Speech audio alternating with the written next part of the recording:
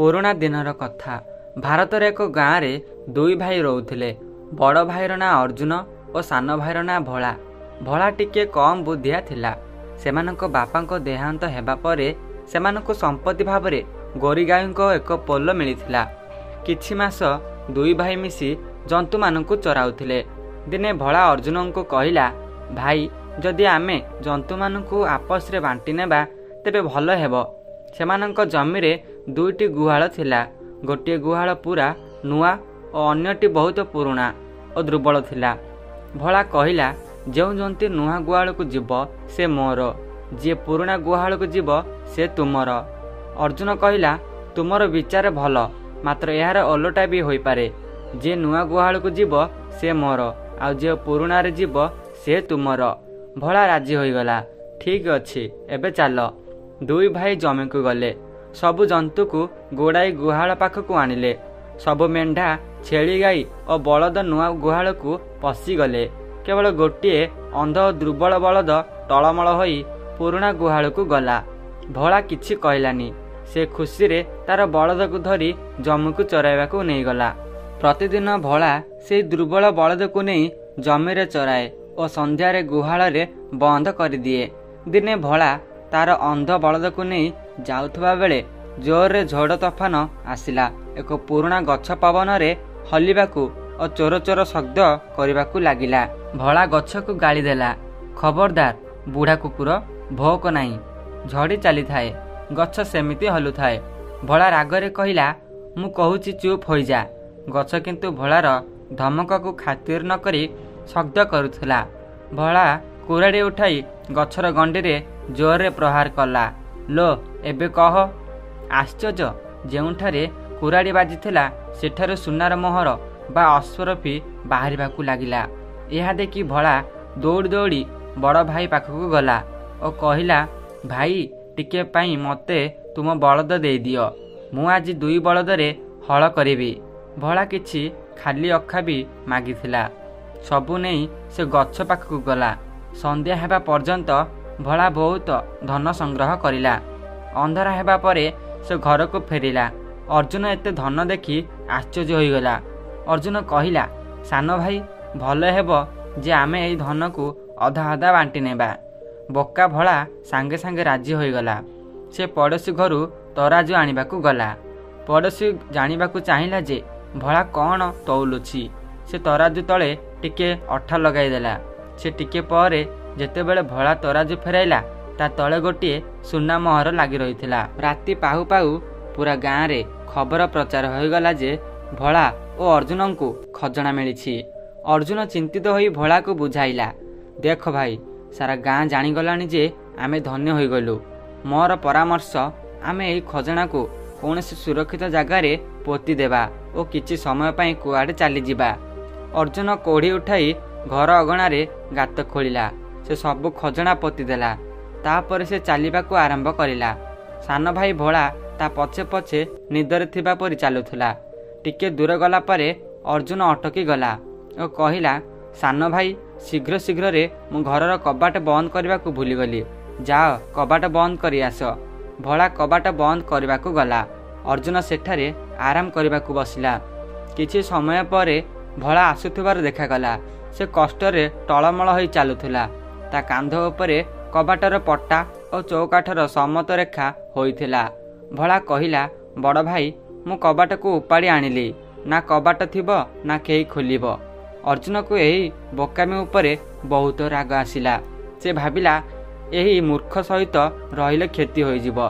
कौनसी प्रकारे ताठारु पीछा छड़ेबाकू हबो। से ता भाई ठारू मुक्ति पाइबा पाई योजना करुथबा बेले किछि घोड़सवार सेमानक आड़कू आसुथबार देखागला। अर्जुन भाबिला, धनर खबर शुणी काले सेमाने लुटिबाकू आसुचंती। से भोला को इशारा कला। दुहे पाखरे थिबा गोटिए गछ उपर को चढ़ीगले। भोला कबाट को भी ऊपर को टाणी नेला। सेमाने गछ उपर को चढ़ीबा मात्रे घोड़ा सवार माने से गछ तले आसी अटकी गले। सेमाने घोड़ारू ओह्लाई से राति रे सेठार बितेबाकू व्यवस्था करिले। अर्जुन और भोला भाबिले, जदि चुपचाप बसी रहिबा तेबे जीवन बंची जीव। मात्र भोला एते बोका थिला जे चुप रही पारिला नाही। से कबाट को संभाळिबाकू चेष्टा कला, ମାତ୍ର କବାଟ ଧଡ଼ାମ ଶବ୍ଦ କରି ତଳ ଶୋଇଥିବା ଘୋଡ଼ସବାରଙ୍କ ଉପରେ ପଡ଼ିଗଲା। ସେମାନେ ଡରି ଉଠିଗଲେ। ଅଳ୍ପ ସମୟ ଏଣେତେଣେ ଦେଖିବା ପରେ ସେମାନେ ସେଠାରୁ ଦୌଡ଼ି ପଳାଇଲେ। ଅର୍ଜୁନ ଦୃଢ଼ ନିଶ୍ଚୟ କଲା ଯେ ସେ ତାର ଭାଇର ସାଥ ଛାଡ଼ିଦେବ। ତାହା ସହ ଗୁଜୁରାଣ ମୁସ୍କିଲ ହୋଇଯାଉଛି। ସୂର୍ଯ୍ୟ ଉଦୟ ହେବା ପରେ ଅର୍ଜୁନ ଗଛରୁ ଓହ୍ଲାଇ ଗୋଟିଏ ଆଡ଼କୁ ଚାଲିଗଲା। ଭୋଳା ସେତେବେଳେ ଶୋଇଥିଲା। ଦିନର ଆଲୁଅ ଭଲ ଭାବରେ ଖେଳିଗଲା ପରେ ଭୋଳା ଆଖି ଖୋଲିଲା। ଅର୍ଜୁନ ସେଠାରେ ନଥିଲା। ଭୋଳା ଗଛରୁ ଡେଇଁ ତଳକୁ ଆସିଲା ଓ ମଜାରେ ସିଟି ମାରି ଧୀରେ ଧୀରେ ଚାଲିବାକୁ ଲାଗିଲା। ଦିନ ଦ୍ୱିପ୍ରହରୀ ବେଳକୁ ସେ ଏକ ଗାଁରେ ପହଞ୍ଚିଲା। ଗାଁରେ ପହଞ୍ଚିବା ପରେ ତାକୁ ମନେ ପଡ଼ିଲା ଯେ ଖାଇବାର ସମୟ ହୋଇଛି, କିଛି ଖାଇବା ଦରକାର। ମାତ୍ର ପକେଟରେ ଗୋଟିଏ କଉଡ଼ି ବି ନଥିଲା। ସେ ଗାଁରେ ବୁଲିବାକୁ ଲାଗିଲା। ନମାଜ ସମୟ ହୋଇଥିବାରୁ ଲୋକେ ନମାଜ ପଢ଼ିବାକୁ ଯାଉଥିଲେ। ସେ ଗୋଟିଏ ପାଖରେ ଠିଆ ହୋଇ ହାତ ପତାଇ ମାଗିବାକୁ ଲାଗିଲା। ଦୟାଳୁ ଲୋକେ କିଛି ନା କିଛି ତା ହାତ ପାପୁଲିରେ ରଖି ଦେଉଥିଲେ। ଠିକ୍ ସେହି ସମୟରେ ଜଣେ ମୋଟା ଲୋକ ତା ପାଖକୁ ଆସିଲା। ତୁମେ ମୋ ପାଖରେ ଚାକିରି କରିବ କି? ସେହି ଦିନମାନଙ୍କରେ ଚାକରର ବହୁତ ଆବଶ୍ୟକତା ଥିଲା। ଭୋଳା କହିଲା, ହଁ ଜନାବ, ବହୁତ ଖୁସିରେ, ମାତ୍ର ଗୋଟିଏ ସର୍ତ୍ତ ଅଛି। ମୋଟା ଲୋକଟି ଅଧୀର ହୋଇ ପଚାରିଲା, କହ କହ। ଭୋଳା କହିଲା, ଜନାବ, ମୁଁ ଯାହା କିଛି ବି କରେ ଆପଣ ମୋ ଉପରେ ରାଗିବେ ନାହିଁ। ସେହିପରି ମୁଁ ବି ଆପଣଙ୍କ ଉପରେ ରାଗିବି ନାହିଁ। ମାତ୍ର ମନ ରଖନ୍ତୁ, ଯଦି ଆପଣ ସର୍ତ୍ତ ଭାଙ୍ଗନ୍ତି ତେବେ ମୁଁ ଆପଣଙ୍କ ବେକ ଭାଙ୍ଗିଦେବି, ଆଉ ଯଦି ମୁଁ ସର୍ତ୍ତ ଭାଙ୍ଗେ ତେବେ ଆପଣ ମୋ ବେକ ଭାଙ୍ଗିଦେବେ। ଏହି ସର୍ତ୍ତ ବହୁତ ଅଜବ ଥିଲା। ମାତ୍ର ମୋଟା ଲୋକଟି ରାଜି ହୋଇଗଲା। ସେ ଭୋଳାକୁ ନିଜ ଘରକୁ ନେଇଗଲା। ମୋଟା ଲୋକର ଘରେ ପହଞ୍ଚି ଭୋଳା ଭାବିଲା ଯେ ମୋଟାକୁ ଟିକେ ହଇରାଣ କରିବା ଉଚିତ। ସେ ମୋଟା ଲୋକର କୁକୁଡ଼ାମାନଙ୍କ ପଛରେ ଗୋଡ଼ାଇବାକୁ ଲାଗିଲା। ସବୁ କୁକୁଡ଼ା ପୁରା ଗାଁରେ ଏଣେତେଳେ ଖେଳିଗଲା। ଭୋଳା ଦୌଡ଼ି ଆସି ମୋଟା ପାଖକୁ ଆସି କହିଲା, ଜନାବ, ଆପଣ ମୋ ଉପରେ ରାଗି ନାହାନ୍ତି ତ? ମୋଟା ଆଶ୍ଚର୍ଯ୍ୟ ହୋଇ କହିଲା, ବିଲକୁଲ ନୁହେଁ। ମାତ୍ର ସେ ଭାବୁଥିଲା ଯେ ଏହି ବୋକାକୁ ଆଉ କୌଣସି ଶୈତାନି କରିବାର ସୁଯୋଗ ଦେବା ଉଚିତ ନୁହେଁ। ଏହାପରେ ଭୋଳା ପୁରା ଦିନ ମୋଟା ଘରେ ବେକାରରେ ବସି ରହୁଥିଲା। ନା କୌଣସି କାମରେ ହାତ ଦେଉଥିଲା, ନା ମୋଟା ତାକୁ କିଛି କାମ କରିବାକୁ କହୁଥିଲା। ଏହି କଥା ମୋଟା ଲୋକର ସ୍ତ୍ରୀ ପାଇଁ ସହ୍ୟ କରିବା ବାହାରେ ଥିଲା। ଭୋଳା ବହୁତ ପେଟୁଆ ଓ ଅଳସୁଆ ଥିଲା। ତାକୁ କୌଣସି ବି କାମ କୁହାଗଲେ ସେ ବାସନ ଭାଙ୍ଗିବାକୁ ଲାଗୁଥିଲା। ସେ ଜିନିଷ ଉଠାଇ ଫିଙ୍ଗିବାକୁ ଲାଗୁଥିଲା। ସେ ଛୁଆକୁ ଖେଳିବାର ସଉକ ରଖୁଥିଲା। ମାତ୍ର ସେ କୌଣସି ନା କୌଣସି ବାହାନାରେ ଛୁଆକୁ ହଇରାଣ କରି ଦେଉଥିଲା କିମ୍ବା ତଳେ ପକାଇ ଦେଉଥିଲା। ଛୁଆ ଚିତ୍କାର କରି କାନ୍ଦିବାକୁ ଲାଗୁଥିଲା। ମୋଟା ତାକୁ ବାହାର କରିଦେବାକୁ ଚାହୁଁଥିଲା, ମାତ୍ର ଭୋଳା ଯାଉନଥିଲା। ଦିନେ ସ୍ତ୍ରୀ ମୋଟାକୁ ବୁଝାଇଲେ, ନିଜେ ହିଁ କୁଆଡ଼େ ଚାଲିଯାଅ। ସେମାନେ ସେହି ରାତିରେ ଜିନିଷପତ୍ର ବାନ୍ଧିଲେ। ଭୋଳାକୁ ଶୋଇଥିବା ଅବସ୍ଥାରେ ଛାଡ଼ି ଘରୁ ବାହାରିଗଲେ। ମାତ୍ର ଭୋଳା ଶୋଇନଥିଲା, ଆଖି ବନ୍ଦ କରି ଶୋଇଥିଲା। ସେ ମିଆଁ ବିବିଙ୍କର ଗୋଟିଏ ଗୋଟିଏ କଥା ଶୁଣୁଥିଲା। ସେ ଚୁପଚାପ ଉଠିଲା। ମିଆଁ ବିବି ଜିନିଷ ବାନ୍ଧୁଥିବା ବେଳେ ସେ ଗୋଟିଏ ଗଣ୍ଠିଲିରେ ପଶିଗଲା। ଚାଲୁ ଚାଲୁ ସେ ଦୁହେଁ ଅନ୍ୟ ଏକ ଗାଁରେ ପହଞ୍ଚିଗଲେ। ସେମାନେ ବହୁତ ଖୁସି ଥିଲେ ଯେ ସେହି ପାଗଳ ଭୋଳାଠାରୁ ଜୀବନ ମୁକୁଳିଗଲା। ମାତ୍ର ସେ ସୁଶୋଭିତ ଗଣ୍ଠିଲିରେ ଉପସ୍ଥିତ ଥିଲା। ଯେତେବେଳେ ସେମାନେ ଏହା ଜାଣିଲେ, ଦୁହେଁ ମୁଣ୍ଡ ଧରି ବସି ପଡ଼ିଲେ। ବହୁତ ଭାବିବା ପରେ ସେମାନଙ୍କୁ ଗୋଟିଏ ଉପାୟ ମିଳିଲା। ସେମାନେ ନିଷ୍ପତ୍ତି ନେଲେ ଯେ ପରଦିନ ରାତିରେ ନଦୀ କୂଳରେ ଡେରା ପକାଇବେ। ସେମାନେ ଭୋଳାର ସେଜ ଏପରି ଜାଗାରେ ପକାଇଲେ ଯେ ଶୋଇଥିବା ବେଳେ କଡ଼ ଲେଉଟାଇବା ମାତ୍ରେ ସେ ସିଧା ନଦୀରେ ପଡ଼ିଯିବ। ମୋଟା ଲୋକର ସ୍ତ୍ରୀ ଭୋଳାକୁ ସେଜ ପାଖକୁ ନେଇଗଲା। ପାଣି ପାଖରେ ଶୋଇବାର ଫାଇଦା ବତାଉଥିଲା। ଏହି କଥାବାର୍ତ୍ତା ଭିତରେ ତାର ଗୋଡ଼ ଖସିଗଲା। ସେ ମୁଣ୍ଡ ତଳକୁ କରି ପାଣିରେ ପଡ଼ିଗଲା। ଭୋଳା ମୋଟାକୁ ପଚାରିଲା, ଆପଣ ମୋ ଉପରେ ରାଗି ନାହାନ୍ତି ତ? ମୋଟା ରାଗରେ ପାଗଳ ହୋଇଯାଉଥିଲା। ରାଗ? ତୁମେ ରାଗିବାର ପଚାରୁଛ? ତୁମ ପାଇଁ ମୁଁ ମୋ ଗାଁ ଛାଡ଼ିଲି। ତୁମ ପାଇଁ ମୋ ସ୍ତ୍ରୀ ଚାଲିଗଲା। ଆଉ ପଚାରୁଛ ଯେ ରାଗି ନାହିଁ ତ? ମୁଁ ପଚାରୁଛି ଯେ ତୁମ ପରି ବୋକା ଉପରେ କାହାକୁ ରାଗ ଆସିବ ନାହିଁ? ଭୋଳା କହିଲା, ନିଜର ପ୍ରତିଜ୍ଞା ମନେ ରଖନ୍ତୁ ଜନାବ। ଏତିକି କହି ଭୋଳା ମୋଟାକୁ ବି ପାଣିରେ ଠେଲିଦେଲା। ତାପରେ ସେ ହାତ ଛାଡ଼ିଲା, ପକେଟରେ ହାତ ପୁରାଇଲା ଓ ମଜାରେ ସିଟି ମାରି ଗୋଟିଏ ଆଡ଼କୁ ଚାଲିଗଲା। ରାସ୍ତାରେ ବୁଲୁଥିବା ବେଳେ ତାକୁ ଗୋଟିଏ ଟଙ୍କା ମିଳିଲା। ସେ ତୁରନ୍ତ ତାକୁ ଉଠାଇ ନେଲା। ସେ ଏକ ଗାଁରେ ପହଞ୍ଚିବା ବେଳକୁ ତାକୁ ଭୀଷଣ ଭୋକ ଲାଗୁଥିଲା। ସେ ଭଜା ଚଣା କିଣିଲା। ମଜାରେ ଚଣା ଚୋବାଇ ଏଣେତେଣେ ବୁଲିବାକୁ ଲାଗିଲା। ଚାଲୁ ଚାଲୁ ରାସ୍ତାରେ ଏକ ଛୋଟ ନଦୀ ଆସିଲା। ତା ଉପରେ ଏକ କାଠ ପୋଲ ତିଆରି ହୋଇଥିଲା। ଭୋଳା ଭାବିଲା ଯେ ଏଠାରେ ଟିକେ ଆରାମ କରିବା ଉଚିତ। ଯେତେବେଳେ ସେ ପୋଲ ଉପରକୁ ପାଣି ଆଡ଼କୁ ଝୁଙ୍କି ଦେଖୁଥିଲା, ଚଣାର ଲଫାଫା ପାଣିରେ ପଡ଼ିଗଲା। ପାଣିର ତୀବ୍ର ଲହରୀ ଚଣାକୁ ଭସାଇ ନେଇଗଲା। ଭୋଳାର ଖୁସି ଗାୟବ ହୋଇଗଲା। ସେ ଜୋରରେ ଚିତ୍କାର କରିବାକୁ ଲାଗିଲା, ଆରେ ଓ ପାଣିର ପିଲା, ମୋ ଚଣା ନେଇଯାଉଛୁ, ଫେରାଇ ଆଣ, ନଚେତ ମୁକ୍କା ମାରି ମାରି ତୋର ହୋସ ବାହାର କରିଦେବି। ରାଗ ତାକୁ ପାଗଳ କରିଦେଇଥିଲା। ସେ ବହୁତ ସମୟ ସେଠାରେ ଠିଆ ହୋଇ ପାଣିକୁ ଗାଳି ଦେଉଥିଲା ଓ ମୁକ୍କା ଦେଖାଉଥିଲା। ହଠାତ୍ ପାଣି ଭିତରୁ ଜଣେ ଦେବଙ୍କ ମୁଣ୍ଡ ଉପରକୁ ଉଠିଲା। ସେ ରାଗରେ ଗର୍ଜନ କରି କହିଲେ, ଏହି ନଦୀ ମୋର, ତୁମେ ମୋତେ କାହିଁକି ହଇରାଣ କରୁଛ? ତୁମକୁ କ'ଣ ଦରକାର? ଭୋଳା କହିଲା, ମୋତେ ମୋ ଚଣା ଫେରାଇ ଦିଅ। ତୁମର ନଦୀ ମୋ ଚଣା ନେଇଗଲା, ଏବେ ମୁଁ କ'ଣ ଖାଇବି? ଦେବ କହିଲେ, ଏବେ ମୁଁ ତୁମକୁ ଚଣାଠାରୁ କେତେ ଗୁଣରେ ଭଲ ଜିନିଷ ଦେବି, ମାତ୍ର ଭଗବାନଙ୍କ ପାଇଁ ଶବ୍ଦ କର ନାହିଁ। ଏହା କହି ଦେବ ପାଣିରେ ବୁଡ଼ିଗଲେ। କିଛି ସମୟ ପରେ ଦେବ ଗୋଟିଏ ଛୋଟ ଟେବୁଲ ଧରି ପାଣିର ସ୍ତର ଉପରକୁ ଉଠିଲେ। ସେ ଭୋଳାକୁ କହିଲେ, ଦେଖ ମିଆଁ, ଏହା ଏକ ଛୋଟ ମେଜ। ଯେତେବେଳେ ବି ତୁମକୁ ଭୋକ ଲାଗିବ, ତେବେ ଏହାକୁ ସାମ୍ନାରେ ରଖି କହିବ, ମେଜ ସାହେବ, ମୋତେ ଭୋକ ଲାଗୁଛି। ସେହି ସମୟରେ ନାନା ପ୍ରକାରର ଖାଦ୍ୟ ମେଜ ଉପରେ ଆସିଯିବ। ଖାଇବା ପରେ କହିବ, ମେଜ ସାହେବ, ମୋ ପେଟ ପୁରିଗଲା। ଦେବ ମେଜ ଭୋଳା ହାତରେ ଦେଇ ପୁଣି ପାଣିରେ ଗାୟବ ହୋଇଗଲା। ଭୋଳା ମେଜକୁ କାନ୍ଧରେ ଉଠାଇ ମଜାରେ ଆଗକୁ ଚାଲିଲା। ଚାଲୁ ଚାଲୁ ସେ ଏକ ଗାଁରେ ପହଞ୍ଚିଗଲା। ସେ ଭାବିଲା, କାହିଁକି ନା ଗାଁ ଲୋକଙ୍କୁ ଆଜି ଭୋଜି ଦିଆଯାଉ। ସେ ଗାଁ ଚୌକରେ ଠିଆ ହୋଇ ଜୋରରେ ଚିତ୍କାର କରି କହିଲା, ଆଜି ସନ୍ଧ୍ୟାରେ ଗାଁ ଚୌକରେ ସମସ୍ତ ଲୋକଙ୍କର ଭୋଜି ଅଛି, ଆସିବାକୁ ଭୁଲିବେ ନାହିଁ। ସନ୍ଧ୍ୟାରେ ଚୌକରେ ଭିଡ଼ ଜମିଗଲା। ଲୋକେ ଆଶ୍ଚର୍ଯ୍ୟ ହୋଇ ପରସ୍ପରକୁ ମୁହଁକୁ ଚାହୁଁଥିଲେ। ସେମାନଙ୍କୁ ଏହି ଅଜଣା ବୋକା ଉପରେ ହସ ବି ଆସୁଥିଲା, ଯେ ବିନା କୌଣସି କାରଣରେ ସମସ୍ତଙ୍କୁ ଭୋଜି ଦେଉଥିଲା। ଖାଇବା ପିଇବାର କୌଣସି ବ୍ୟବସ୍ଥା ବି ନଜର ଆସୁନଥିଲା। ଲୋକେ ପରସ୍ପର କାନରେ କହିଲେ, ଏ ଆମକୁ ବୋକା ବନାଉଛି, ଆସ ଏହାକୁ 2-4 ଚାପୁଡ଼ା ମାରିବା। ମାତ୍ର ଭୋଳା ମଜାରେ ସାମ୍ନାରେ ମେଜ ରଖି ବସି ରହିଲା। ତାପରେ ସେ କହିଲା, ମେଜ ସାହେବ, ମୋତେ ଭୋକ ଲାଗୁଛି। ପର ମୁହୂର୍ତ୍ତରେ ମେଜ ଉପରେ ନାନା ପ୍ରକାରର ଖାଦ୍ୟ ଆସିଗଲା। ଏପରି ଖାଦ୍ୟ ଯାହା ଗାଁ ଲୋକେ ଆଜି ପୂର୍ବରୁ କେବେ ଦେଖିନଥିଲେ। ସେମାନେ ଖାଦ୍ୟ ଉପରେ ଲୋଟି ପଡ଼ିଲେ। ଖାଇ ଖାଇ ସମସ୍ତଙ୍କ ପେଟ ଫୁଲିଗଲା। ଭୋଳା ପଚାରିଲା, ସମସ୍ତଙ୍କର ପେଟ ପୁରିଗଲା କି? ଲୋକେ ଏକ ସ୍ୱରରେ କହିଲେ, ଆମେ ଆଜି ପୂର୍ବରୁ କେବେ ଏତେ ଭଲ ଖାଦ୍ୟ ଖାଇନଥିଲୁ। ଏହା ଶୁଣି ଭୋଳା ମେଜକୁ କହିଲା, ମେଜ ସାହେବ, ମୋ ପେଟ ପୁରିଗଲା, ଧନ୍ୟବାଦ। ଦେଖୁ ଦେଖୁ ସବୁ ବାସନ ମେଜ ଉପରେ ଗାୟବ ହୋଇଗଲା। ତାପରେ ଭୋଳା ମେଜ ନିଜ କାନ୍ଧରେ ରଖି ଆରାମ କରିବାକୁ ଏକ ଗଛ ତଳକୁ ଚାଲିଗଲା। ଗାଁ ଲୋକଙ୍କ ଆଖି ଖୋଲା ରହିଗଲା। ଜଣେ ଲୋକ କହିଲା, କାଶ ଆମେ ପ୍ରତିଦିନ ଏପରି ଖାଦ୍ୟ ଖାଇବା। ଅନ୍ୟ ଜଣେ କହିଲା, କାହିଁକି ଖାଇବା ନାହିଁ, ବାସ୍ ଏହି ମେଜ ଦରକାର। ଏହି ଅଜଣା ଲୋକଟି ତ ବିଲକୁଲ ବୋକା। ସେମାନେ ଏକାଠି ବସିଲେ ଓ ନିଷ୍ପତ୍ତି ନେଲେ ଯେ ଏହି ଲୋକଟି ଶୋଇଗଲା ପରେ ତାର ମେଜ ଚୋରି କରି ନିଆଯିବ। ସକାଳେ ଯେତେବେଳେ ଭୋଳାର ନିଦ ଭାଙ୍ଗିଲା, ମେଜ ଗାୟବ ଥିଲା। ଭୋଳା ବହୁତ ବ୍ୟସ୍ତ ହେଲା। ସେ ଦୌଡ଼ି ଦୌଡ଼ି ସେ ନଦୀ ପାଖକୁ ଗଲା ଓ ପାଣି ଆଡ଼କୁ ଝୁଙ୍କି ଗଳା ଫାଡ଼ି ଚିତ୍କାର କରିବାକୁ ଲାଗିଲା, ହାୟ ମୋ ଚଣା, ହାୟ ମୋ ଚଣା ଫେରାଇ ଦିଅ। ପାଣି ଭିତରୁ ଦେବ ବାହାରକୁ ଆସିଲେ। ସେ ରାଗରେ କହିଲେ, କ'ଣ ଶବ୍ଦ କରି ରଖିଛୁ? କାହିଁକି ମୋତେ ହଇରାଣ କରୁଛୁ? ଭୋଳା ଚିତ୍କାର କରିଲା, ମୋ ଚଣା ଫେରାଇ ଦିଅ, ମୁଁ ମୋ ଚଣା ନେଇକି ହିଁ ରହିବି। ଦେବ ତାକୁ ଚିହ୍ନି ପାରି କହିଲେ, ଆଚ୍ଛା ତୁମେ ସେଇ ନା? ସେଇ ମେଜ କ'ଣ ହେଲା ଯାହା ମୁଁ ତୁମକୁ ଦେଇଥିଲି? ଭୋଳା କାନ୍ଦି କାନ୍ଦି କହିଲା, ତାକୁ କେହି ଚୋରି କରି ନେଇଗଲା, ମୋତେ ମୋ ଚଣା ଫେରାଇ ଦିଅ। ଦେବ ପାଣିରେ ଡୁବକି ଲଗାଇଲେ। କିଛି ସମୟ ପରେ ହାତରେ ଗୋଟିଏ ଛୋଟ ଚକି ଧରି ପାଣିର ସ୍ତର ଉପରକୁ ଆସିଲେ।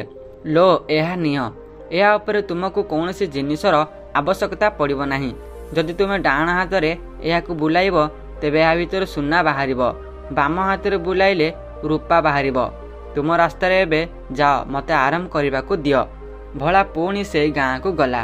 ଗୋଟିଏ ଜାଗାରେ ବସି ଚକି ପେଷିବାକୁ ଲାଗିଲା। ସେ ଚକିକୁ ଡାହାଣ ଆଡ଼କୁ ବୁଲାଇଲା ତ ସେଥିରୁ ଅଟା ବଦଳରେ ସୁନା ବାହାରିଲା। ବାମ ଆଡ଼କୁ ବୁଲାଇଲା ତ ରୂପା ବାହାରିଲା। ଏହି ସୁନା ରୂପା ତା ପାଇଁ ଯଥେଷ୍ଟ ଥିଲା। ଏହା ବିକ୍ରି କରି ସେ ନିଜ ପାଇଁ ଭଲ ପୋଷାକ କିଣିଲା ଓ ଏକ ଶାନଦାର ମହଲ ବି ତିଆରି କରିଲା। ଏବେ ସେ ଗାଁରେ ବଡ଼ ଶାନ ସହ ରହିବାକୁ ଲାଗିଲା। ଗାଁ ଲୋକଙ୍କୁ ଜଣାପଡ଼ିଲା ଯେ ସେହି ବୋକା ଅଜଣା ଲୋକଟି ପୁଣି ଗାଁକୁ ଫେରି ଆସିଛି ଓ ତା ପାଖରେ ବହୁତ ଧନ ଅଛି। ସେମାନେ ଲୁଚି ଲୁଚି ତା ଉପରେ ନଜର ରଖୁଥିଲେ। ଶୀଘ୍ର ହିଁ ସେମାନଙ୍କୁ ଯାଦୁକରୀ ଚକି ବିଷୟରେ ଜଣାପଡ଼ିଗଲା। ଏକ ରାତିରେ ଯାଦୁକରୀ ଚକି ଗାୟବ ହୋଇଗଲା। ଭୋଳା ସକାଳୁ ଉଠିଲା ତ ଚକି ନଥିଲା। ସେ ସିଧା ଦୌଡ଼ି ଦୌଡ଼ି ପୋଲ ପାଖକୁ ଗଲା ଓ ଚିତ୍କାର କରିଲା, ମୋ ଚଣା ଫେରାଇ ଦିଅ। ଶେଷରେ ଦେବଙ୍କ ମୁଣ୍ଡ ପାଣି ଉପରକୁ ଉଠିଲା। ଏବେ କ'ଣ ଦରକାର? ସେ ଗର୍ଜନ କରି ପଚାରିଲେ। ଭୋଳା କାନ୍ଦିଲା, ମୁଁ ମୋ ଚଣା ନେଇକି ଆସିବି। ଦେବ କହିଲେ, ସେଇ ଚକିର କ'ଣ ହେଲା ଯାହା ମୁଁ ତୁମକୁ ଦେଇଥିଲି? ଭୋଳା ଭୋ ଭୋ ହୋଇ କାନ୍ଦିବାକୁ ଲାଗିଲା, ସେଇଟା ବି ଚୋରି ହୋଇଗଲା। ଦେବ ପାଣିରେ ଡୁବକି ଲଗାଇଲେ। ଏକ ମୁହୂର୍ତ୍ତ ପରେ ପୁଣି ପାଣି ଉପରକୁ ଆସିଲେ। ତାଙ୍କ ହାତରେ 2ଟି ଛଡ଼ି ଥିଲା। ଏହା ନିଅ, ଏଇ ଛଡ଼ି 2ଟି ନିଅ।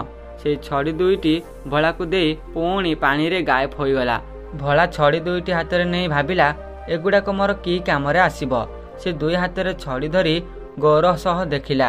ସେ ନିଜକୁ କହିଲା, ଏବେ ବି ମୁଁ ସେଇ ବଦମାସ ମାନଙ୍କ ପାଖକୁ ଯିବି ଯେଉଁମାନେ ମୋର ଯାଦୁକରୀ ମେଚ୍ ଚୋରି କରିଲେ ଓ ମୋର ଯାଦୁକରୀ ଚକି ବି ଚୋରି କରିଥିଲେ। ମୁଁ ସେଇ ଛଡ଼ି 2ଟିରେ ସେମାନଙ୍କୁ ଏପରି ଶିକ୍ଷା ଦେବି ଯେ ଜୀବନ ସାରା ମନେ ରଖିବେ। ଭୋଳା ଗାଁକୁ ଫେରିବାର ଖବର ପ୍ରଚାର ହେଲା। ସବୁ ଲୋକେ ତା ଚାରିପଟେ ଜମା ହୋଇଗଲେ। ସମସ୍ତଙ୍କୁ ଉତ୍ସାହ କଥା ଥିଲା ଯେ ଦେଖିବା ଏବେ ଏହି ବୋକା କ'ଣ ଯାଦୁକରି ଦେଖାଉଛି। ଏଥର ସେମାନେ ଏପରି ଯାଦୁ ଦେଖିଲେ ଯେ ସାରା ଜୀବନ ମନେ ରଖିଲେ। ଭୋଳା ଛଡ଼ିଗୁଡ଼ିକୁ ପବନରେ ଲହରାଇ କହିଲା, ମୋର ପ୍ରିୟ ଛଡ଼ିମାନେ, ଏମାନଙ୍କୁ ପିଟ। ତାର ଏତିକି କହିବା ଥିଲା, ଛଡ଼ିଗୁଡ଼ିକ ତା ହାତରୁ ବାହାରି ତଡ଼ାତଡ଼ ଲୋକଙ୍କ ମୁଣ୍ଡ ଉପରେ ପଡ଼ିବାକୁ ଲାଗିଲା। ଲୋକେ ଚିତ୍କାର କରୁଥିଲେ। ଛଡ଼ିଗୁଡ଼ିକ କେବଳ ପିଟିବାରେ ଲାଗିଥିଲେ। ମାଡ଼ ଖାଇ ଗାଁ ଲୋକଙ୍କର ବୁରା ହାଲ ହୋଇଯାଇଥିଲା। ସେମାନେ ହାତ ଯୋଡ଼ି କହିଲେ, ତୁମେ ଯାହା କିଛି କହିବ ଆମେ କରିବାକୁ ପ୍ରସ୍ତୁତ। ଭଗବାନଙ୍କ ପାଇଁ ଏହି ଛଡ଼ିଗୁଡ଼ିକୁ ରୋକିଦିଅ। ଭୋଳା ହୁକୁମ ଦେଲା, ରହିଯାଅ। ଛଡ଼ିଗୁଡ଼ିକ ରହିଗଲେ। ଗାଁ ଲୋକେ ତଳେ ପଡ଼ିଯାଇ ତାର ମେଜ ଓ ଚକି ଆଣି ଭୋଳା ସାମ୍ନାରେ ରଖିଦେଲେ। ଦେବଙ୍କର 3ଟି ଯାକ ଉପହାର ନେଇ ଭୋଳା ଭାବିଲା ଯେ ଏହି ଡାକୁମାନଙ୍କ ବସ୍ତିରେ ରହିବା ଉଚିତ ନୁହେଁ, ନିଜ ଘରକୁ ଚାଲିଯିବା ଉଚିତ। ସେ 3ଟି ଯାକ ଉପହାର ନେଇ ଅର୍ଜୁନ ପାଖକୁ ଚାଲିଲା। ଅନେକ ଦିନର ଯାତ୍ରା ପରେ ସେ ନିଜ ଗାଁରେ ପହଞ୍ଚିଲା। ଅର୍ଜୁନ ବି ବୁଲି ବୁଲି ଘରକୁ ଫେରି ଆସିଥିଲା। ଭୋଳାକୁ ଦେଖି ସେ ଆଶ୍ଚର୍ଯ୍ୟ ହୋଇଗଲା। ଭୋଳା ତାକୁ ସବୁ କାହାଣୀ ଶୁଣାଇଲା। ଯାଦୁକରୀ ମେଜ, ଚକି ଓ ଛଡ଼ି ବିଷୟରେ କହିଲା। ଅର୍ଜୁନର ଆଖି ଚମକି ଉଠିଲା। ସେ ଭୋଳାକୁ କହିଲା, ସାନ ଭାଇ, ମୋତେ ବି ସେଇ ନଦୀ ପାଖକୁ ନେଇ ଚାଲ। ମୁଁ ବି ଦେବଙ୍କଠାରୁ କିଛି ମାଗିବାକୁ ଚାହୁଁଛି। ଭୋଳା ରାଜି ହୋଇଗଲା। ଦୁହେଁ ନଦୀ ଆଡ଼କୁ ଚାଲିଗଲେ। ସେଠାରେ ପହଞ୍ଚି ଅର୍ଜୁନ ଭୋଳା ଶିଖାଇବା ଅନୁଯାୟୀ ପାଣି ଆଡ଼କୁ ଝୁଙ୍କି ଚିତ୍କାର କଲା, ମୋ ଚଣା ଫେରାଇ ଦିଅ। ଦେବ ବାହାରକୁ ଆସିଲେ। ଅର୍ଜୁନ ମିଛ କହିଲା ଯେ ତାର ଚଣା ଏବେ ଏବେ ପଡ଼ିଯାଇଛି। ଦେବ ଜାଣିପାରିଲେ ଯେ ଏହି ଲୋକ ମିଛ କହୁଛି ଓ ଲୋଭୀ। ଦେବ ରାଗିଯାଇ କହିଲେ, ଲୋଭୀ ଲୋକଙ୍କୁ ମୁଁ କିଛି ଦିଏ ନାହିଁ, ଯାଅ ଏଠାରୁ। ଅର୍ଜୁନ ନିରାଶ ହୋଇ ଫେରିଗଲା। ରାସ୍ତାରେ ସେ ଭାବିଲା ଯେ କିପରି ଭୋଳାର ଯାଦୁକାରୀ ଜିନିଷ ଚୋରି କରିବ। ରାତିରେ ସେ ଭୋଳାର ଯାଦୁକରୀ ମେଜ ଚୋରି କରି ଚାଲିଗଲା। କିଛି ଦିନ ପରେ ଯେତେବେଳେ ଭୋଳା ଗାଁକୁ ଫେରିଲା, ଅର୍ଜୁନ ସେ ମେଜ ଖାଦ୍ୟ ତିଆରି କରି ଖାଉଥିଲା। ପୁଣି ଏକ ରାତିରେ ଅର୍ଜୁନ ଭୋଳାର ଯାଦୁକରୀ ଚକି ବି ଚୋରି କରି ନେଇଗଲା। ଭୋଳା ଅର୍ଜୁନ ଘରକୁ ଗଲା ଓ କହିଲା, ଭାଇ, ତୁମେ ମୋର ମେଜ ଚୋରି କଲ, ମୋର ଚକି ବି ଚୋରି କଲ, ଏବେ 2ଟି ଯାକ ଫେରାଇ ଦିଅ। ଅର୍ଜୁନ ମିଛ କହିଲା ଯେ ସେ କିଛି ବି ଚୋରି କରିନାହିଁ। ଭୋଳା ଛଡ଼ିଗୁଡ଼ିକୁ ବାହାର କରି ପବନରେ ଲହରାଇ କହିଲା, ମୋର ପ୍ରିୟ ଛଡ଼ିମାନେ, ଏହାକୁ ପିଟ। ଛଡ଼ିଗୁଡ଼ିକୁ ଅର୍ଜୁନ ଉପରେ ତଡ଼ାତଡ଼ି ପଡ଼ିବାକୁ ଲାଗିଲା। ଅର୍ଜୁନ ଚିତ୍କାର କରିବାକୁ ଲାଗିଲା, ରହ, ମୁଁ ସବୁ ଫେରାଇ ଦେଉଛି। ଅର୍ଜୁନ କାନ୍ଦି କାନ୍ଦି ମେଜ ଓ ଚକି ଆଣି ଭୋଳା ସାମ୍ନାରେ ରଖିଦେଲା। ଭୋଳା ଛଡ଼ିଗୁଡ଼ିକ ରୋକିଦେଲା। ଭୋଳା କହିଲା, ଭାଇ, ତୁମେ ଲୋଭୀ, ତୁମେ ମୋ ଜିନିଷ ଚୋରି କଲ, ଏହା ଭୁଲ ଥିଲା। ଅର୍ଜୁନ କହିଲା, ମୋତେ କ୍ଷମା କରିଦେ ଭାଇ, ମୁଁ ଭୁଲ କରିଦେଇଛି, ମୋତେ ଲୋଭ ଆସିଯାଇଥିଲା। ଭୋଳା ଅର୍ଜୁନକୁ କ୍ଷମା କରିଦେଲା। ଅର୍ଜୁନ ଅନୁତାପ କରି କହିଲା, ସାନ ଭାଇ, ମୁଁ ବହୁତ ଲଜ୍ଜିତ, ମୁଁ ତୁମ ସହ ବହୁତ ଖରାପ କରିଛି। ଭୋଳା କହିଲା, ବା ଯାହା ହେଇଛି ହେଇଯାଇଛି, ଏବେ ଆମେ ପୁଣି ଏକାଠି ରହିବା। 2 ଭାଇ ଘରକୁ ଗଲେ। ସେମାନେ ଅଗଣାରେ ପୋତିଥିବା ଖଜଣା ଖୋଳି ବାହାର କଲେ। ଭୋଳା ଖଜଣା ନେବାକୁ ମନା କଲା, କାରଣ ତା ପାଖରେ ଯାଦୁକରୀ ମେଜ, ଚକି ଓ ଛଡ଼ି ଥିଲା। ମାତ୍ର ଅର୍ଜୁନ ଜିଦ୍ କଲା ଓ ଦୁହେଁ ଖଜଣାକୁ ଅଧା ଅଧା ବାଣ୍ଟି ନେଲେ। କିଛି ଦିନ ପରେ ଭୋଳା ଫାତିମା ନାମକ ଏକ ବୁଦ୍ଧିମାନ ଝିଅକୁ ବିବାହ କଲା। ଅର୍ଜୁନ ବି ଆୟସ ନାମକ ଏକ ଭଲ ଝିଅକୁ ବିବାହ କଲା। ଫାତିମା ଭୋଳାକୁ ଭଲ ମନ୍ଦ କଥା ବୁଝାଉଥିଲା ଓ ଧୀରେ ଧୀରେ ଭୋଳା ପୂର୍ବ ଅପେକ୍ଷା ଅଧିକ ବୁଦ୍ଧିମାନ ହେବାକୁ ଲାଗୁଥିଲା। ଆୟସା ଅର୍ଜୁନକୁ ଲୋଭ ଛାଡ଼ିବା ପାଇଁ ଶିଖାଉଥିଲା। ଦିନେ ଗାଁରେ ଦୁର୍ଭିକ୍ଷ ପଡ଼ିଲା। ଭୋଳା ନିଜ ଯାଦୁକରୀ ମେଜ ସମସ୍ତଙ୍କ ଗାଁ ଲୋକଙ୍କ ପାଇଁ ଖାଦ୍ୟ ତିଆରି କଲା ଓ ଅର୍ଜୁନ ନିଜ ଧନରୁ ଗରିବ ଲୋକଙ୍କୁ ସାହାଯ୍ୟ କରିଲା। ଭୋଳା ନିଜ ଯାଦୁକାରୀ ଚକିରୁ ସୁନା ରୂପା ତିଆରି କରି ଗାଁର ବିକାଶ ପାଇଁ ଦେଲା। ଦୁଇ ଭାଇ ନିଜ ପରିବାର ସହ ଖୁସିରେ ରହିଲେ। ଗାଁ ଲୋକ ସେମାନଙ୍କୁ ବହୁତ ଇଜ୍ଜତ ଦେଉଥିଲେ। ସେମାନେ କହୁଥିଲେ ଭୋଳା ଭଲରେ କମ୍ ବୁଦ୍ଧିଆ ହେଲେ ବି ତାର ହୃଦୟ ସୁନାର ଏବଂ ଅର୍ଜୁନ ନିଜ ଭୁଲରୁ ଶିଖିଲା। ସେମାନଙ୍କର ପ୍ରେମ ଓ ଭାଇଚାରା ସମସ୍ତଙ୍କ ପାଇଁ ଏକ ଉଦାହରଣ ଥିଲା। କାହାଣୀରୁ ଏହା ଆମେ ଶିଖିଲେ ଯେ ଭାଇଚାରା ଓ କ୍ଷମା ସବୁଠାରୁ ମହତ୍ତ୍ୱପୂର୍ଣ୍ଣ। ଲୋଭ ଏକ ଖରାପ ଜିନିଷ। ଏକ ନିର୍ମଳ ହୃଦୟ ଥିବା ଲୋକ ସବୁବେଳେ ଖୁସିରେ ରହିଥାଏ।